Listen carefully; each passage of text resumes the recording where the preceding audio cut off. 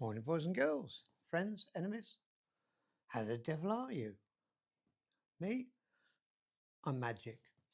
But I did mention in a couple of videos back when I was doing them that I, you know, had the big C and no views, no answers. Well, one man commented, "Thank you." Seems everybody's scared of it, but I'm going to put one out anyway. Um, I'm going to explain the details. I've been diagnosed with stage 2 lung cancer. It's actually not a problem. And I know everybody's going to go into meltdown. And listen, guys, one way or another, no one's getting out of this life alive. So enjoy what you can. And I'm enjoying the process because it's new. It gives me something to think about. So step one was how, why? Well, 2 years ago, just serious accident, as most of you know. Knocked me sideways. Six kinds of bells it knocked out of me. And because I had a subdural hematoma and polyps on my lungs, which were harmless, they were all down to having COVID and pneumonia. Nothing to do with cancer, nothing at all. And I was ordered to have a scan every 3 months. Fine. The very last one, got a phone call. A doctor, cancer doctor from the local hospital, phoned me up and said, Mr. Bolter, could you come and see us? I went in there. The upshot is, she showed me the last scan, and I call it my Christmas tree because there's something growing in the left lung or out of the left lung. Looks like a Christmas tree. It's white and there's all little spurs. And I got diagnosed stage 2, retrievable. See, so it's not always bad news.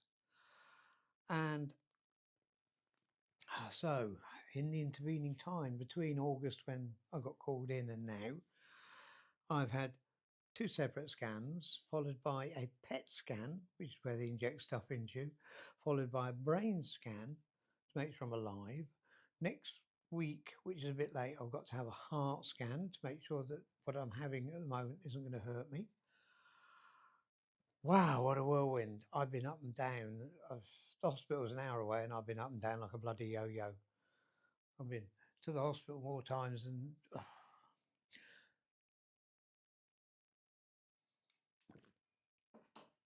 So, um, 8 days ago, I had my first chemo. The discussion is 3 bats chemo at 3 weeks apart, so that's 3 threes. Then see whether they'll carry on with chemo or they'll do a small operation incision to remove it and then carry on with chemo. So I'll have another 3 after that. So that's 6. It's going to be a long period of time. Yeah, chemo's not the most exciting thing to have, and it's not very pleasant, the after effects, 6 days of after effects. No worse than having flu, tummy troubles and aches and things like that. I've had worse flu. I really have. Why people, um, they kick off this drama about it. There's no drama about it. You go in the morning, very nice. They find your seat to sit in, you're stuck there. Mine, because of the amount of drugs I was having, and they have to clear out after each drug with saline. You just sit there with a drip in your arm. You can walk about with on a post and go to the loo and make a cup of tea, that sort of thing. Watch videos all day on your phone and whatever. I got in there at 11, which is my booking in time. Supposed to finish at 6. Actually finished at 7:15. So a long day. But by the time you've had a sandwich off them, some of your own snacks, you've watched a video and and you go home. Then you might get some muscle aches, which I had. You're supposed to get a bit of sickness, which touch wood, I've not had. A little bit of tummy trouble, you know. I won't go into details. You all know what tummy trouble is.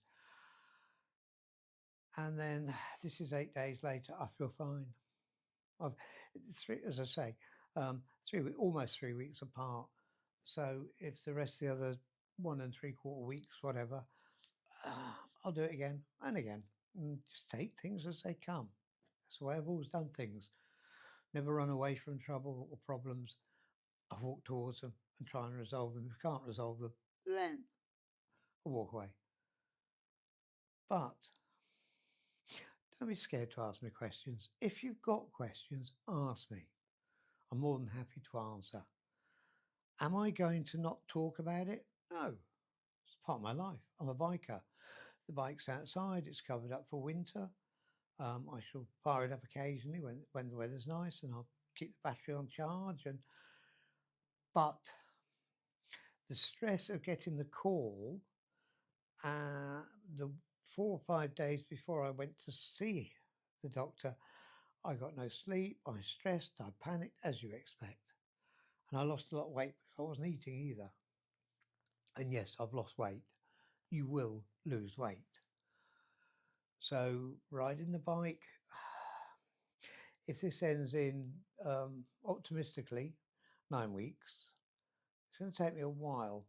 But hopefully, as I get my energy back, I'll be tinkering with the bike and recommissioning her.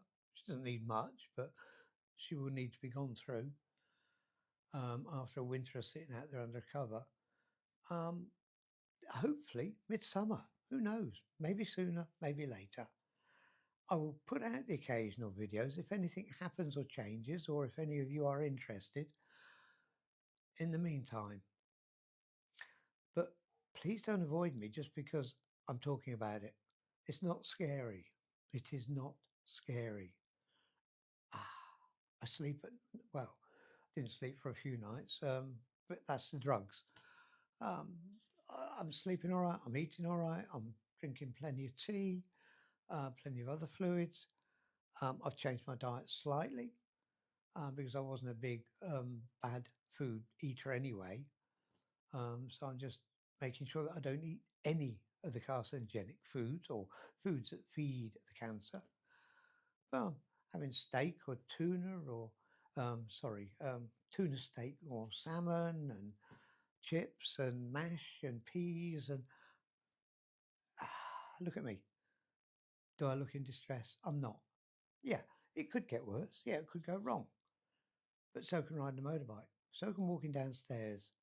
So can be back chatting a woman. It's not a problem, guys. Let's talk about it. If we talk about it, it becomes less scary. Might get a few views, fingers crossed. Who knows? But until then, ride safe and enjoy life. Look at the sun coming in that window in the middle of winter. It's beautiful. Bye.